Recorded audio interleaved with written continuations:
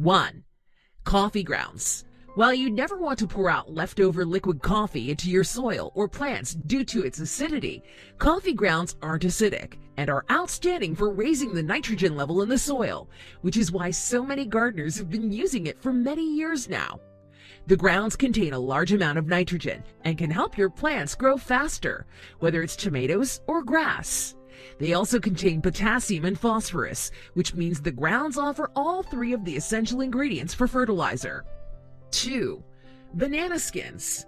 We love bananas, which means for most of us, we end up with lots of banana peels.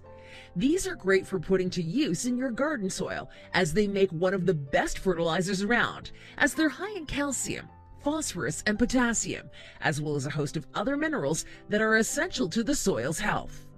There are lots of ways to use those peels too.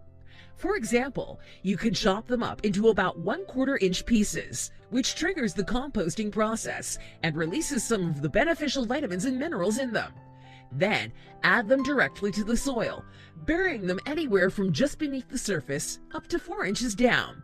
You can also grind up the peels, dry them, and add them to fertilizer. 3. Eggshells. You can make good use of eggshells, as they're loaded with calcium. Placing crushed eggshells in the soil that's around your tomato plants can help prevent blossom end rot.